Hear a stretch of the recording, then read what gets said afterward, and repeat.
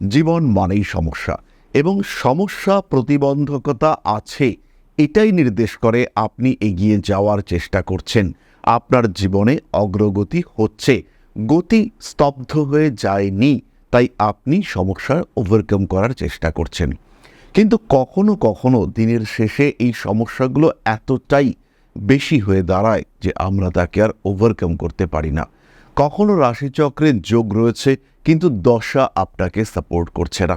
জন্মকুণ্ডলিতে আপনি দেখতে পাচ্ছেন যে বৃহস্পতি একাদশে রয়েছে, কিন্তু সেই বৃহস্পতি একাদশে থাকা সত্ত্বেও তার রেজাল্ট আপনি পাচ্ছেন না। কারণ একটাই, বৃহস্পতির দশা আপনি পাচ্ছেন আপনার 54 বছর বয়সে। তাই তার আগে মঙ্গলের দশা, রাহুর দশা, তারা কিন্তু আপনার জীবনে সৃষ্টি করে রাখছে প্রতিবন্ধকতা। ছোটবেলা থেকেই শুনে আসছেন তোমার বৃহস্পতি তো এত বলবান, কিন্তু তার রেজাল্ট পাচ্ছেন না। আপনার জন্মকুণ্ডলিতে যোগ রয়েছে, আপনি রিয়েলাইজ করছেন আপনি ট্যালেন্টেড, আপনি বুঝতে পারছেন উন্নতি আপনার হওয়া উচিত, পরিশ্রমে কোথাও ঘাটতি নেই, কিন্তু কোথাও একটা ভাগ্যের সাপোর্টের অভাব। এটাই কিন্তু নবগ্রহের খেলা। আর এই 9টি গ্রহ যখন আপনাকে সাপোর্ট করছে না, যখন এই 9টি গ্রহ আপনার দিক থেকে মুখ ফিরিয়ে নিচ্ছে, তখন সৌভাগ্যের পরিবর্তে দুর্ভাগ্য আপনার সাথী। আর সেই সময় আপনার প্রয়োজন একজন জ্যোতিষ বন্ধু। ইউনিভার্স কি বলতে চাইছে আপনার জন্য, ইউনিভার্সের কি বক্তব্য, কোন দিকে গেলে আপনার প্রকৃত উন্নতি হবে, এই সময় কোন কাজটা আপনার করা উচিত। 12 নম্বর ঘরে রাহু রয়েছে এবং সেই রাহু রয়েছে নবম পদের নক্ষত্রে।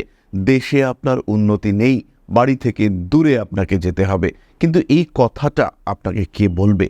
বলবে আপনার জ্যোতিষ বন্ধু। আপনাকে এই নবগ্রহের ভাষা বুঝতে সাহায্য করবে আপনার জ্যোতিষ বন্ধু। তাই জীবনে যখন চতুর্দিক থেকে সমস্যার বেড়াজাল তৈরি হয়েছে, যখন কোনো দিক থেকে রাস্তা খুঁজে পাচ্ছেন না, যখন বাধা বিপত্তি সমস্যা আপনার জীবনের প্রতিদিনের সাথী হয়ে দাঁড়িয়েছে, সেই সময় নিজেকে চিনতে, নিজের ভাগ্যকে আরেকটু বেটারমেন্টের দিকে নিয়ে যাওয়ার জন্য প্রয়োজন একটা জ্যোতিষ পরামর্শ, একটা কনসালটেশন। সেটা আপনার জীবনকে বদলে দিতে পারে, আর সেটা এখন আপনি পাবেন আপনার শহরে।